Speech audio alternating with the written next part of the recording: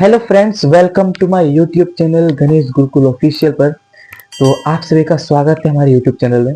और रोज की तरह हम लोग आ चुके हैं बहुत ही इंटरेस्टिंग एंड कॉन्सेप्चुअल क्वेश्चन के साथ, जो हमारे डाउट ग्रुप में पूछा गया क्वेश्चन था और मैं अभी इसका सॉल्यूशन देने वाला हूं। और अगर आपको भी अपना डाउट मुझ तक भेजना है तो वीडियो के डिस्क्रिप्शन में मेरे टेलीग्राम का लिंक मिल जाएगा, तो आप वहां से मेरा टेलीग्राम ज्वाइन कर लीजिए और अपना डाउट मुझ तक भेजते रहिए। अगर पॉसिबल रहा तो मैं पक्का उसका सॉल्यूशन अपलोड कर दूंगा, ठीक है ना। तो बढ़ते हैं क्वेश्चन की तरफ। ध्यान देना अच्छे से, हर एक स्टेप को आपको अच्छे से फोकस करके रखना है, तभी हम लोग इस क्वेश्चन को अच्छे से सॉल्व करके समझ पाएंगे, ठीक है। तो देखो क्वेश्चन क्या है। जब एक घड़ी को अंकित मूल्य के 7/11 पर बेचा जाता है तो 20% की हानि होती है। इस घड़ी के अंकित मूल्य और क्रय मूल्य का अनुपात कितना है। यानी हमें क्या पूछा गया है, हमसे पूछा गया है एमपी और सीपी का हमें रेशियो बता दो, ठीक है ना। एक घड़ी को अंकित मूल्य के 7/11 पर बेचा जाता है तो 20% की हानि होती है। इस घड़ी के अंकित मूल्य और क्रय मूल्य का अनुपात कितना होगा, ये हमसे पूछा गया है, ठीक है। तो देखो आप इसको बहुत ही इजी वे में सॉल्व कर सकते हो। आपको तो पूरा सॉल्व करने का भी जरूरत नहीं पड़ेगा। आप सिर्फ क्या बोलोगे कि देखो अंकित मूल्य जो है ना वो 100% 11 का मल्टीपल होगा। तो आप यहाँ से ऑप्शन चेक कर लो, कौन सा जो ऑप्शन जो है जो एमपी के स्थान पर 11 का मल्टीपल है। आप क्या बोलोगे, 38 11 से भाग नहीं जाता है, ना ही 31 जाता है और ना ही 41।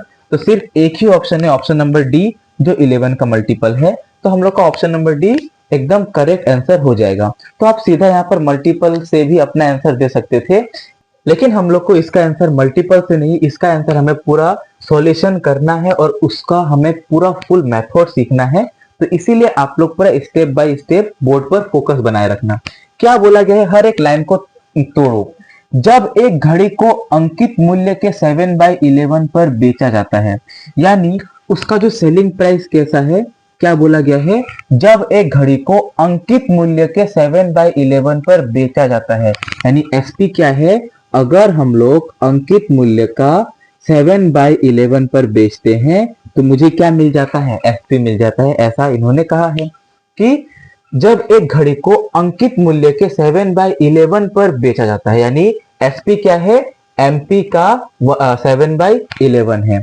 एसपी क्या है, एमपी का 7/11 है। तो अब देखो यहाँ पर हम लोग को ना खुद से मानना पड़ेगा कुछ वैल्यू। आप यहाँ पर एक्स वाई मान के भी कर सकते हो, लेकिन विदाउट एक्स वाई माने सीधा सिंपल कैसे आनोगे कि यहाँ पर एमपी को आप यहाँ पर कुछ ऐसा मान लो जो ये ना 11 को काट के खत्म कर दे।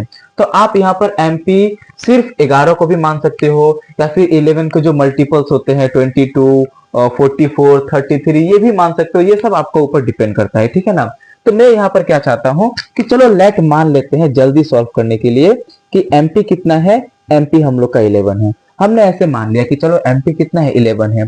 तो हम लोग का एसपी यहाँ पर कितना मिल जाएगा, तो आप क्या बोलोगे, अगर हम लोग का एमपी 11 है ना तो एसपी कितना होगा, एमपी इंटू 7/11, 11 से 11 खत्म, तो आपका एसपी कितना मिल जाएगा। तो आप कितना बोलोगे, हमारा एसपी कितना हो जाएगा, 7 हो जाएगा। तो एमपी और एसपी आप दोनों निकाल चुके हो, ठीक है ना।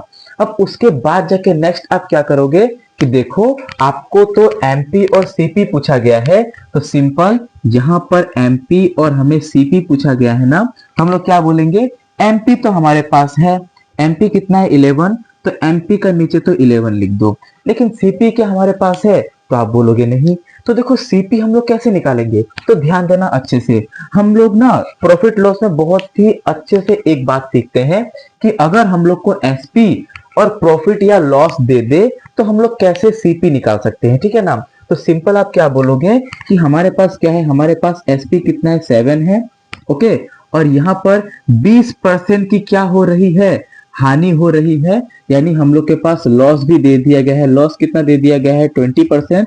और अगर मुझे अभी सीपी चाहिए तो हम लोग कैसे लिखेंगे, तो आप क्या बोलोगे, सिंपल कि देखो ये जो एसपी कितना है, हम लोग का 7 है, तो एसपी 7 लिखो और नीचे देखो।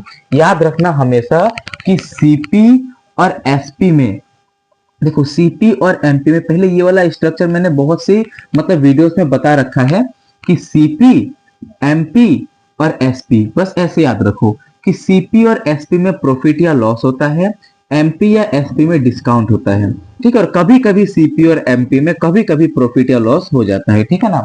अब एक चीज देखो ध्यान से, हमें क्या चाहिए, हमें तो चाहिए यहाँ पर सीपी चाहिए ना, तो आप क्या बोलोगे, देखो कि यहाँ पर ये जो एसपी हमको मिला है 7 ना, वो 20% लॉस होने के बाद मिला है, यानी 20% लॉस होने के बाद जाकर हमको एसपी मिला है, यानी ये लॉस का बाद आया है, ठीक है ना, यानी लॉस का बाद आया है।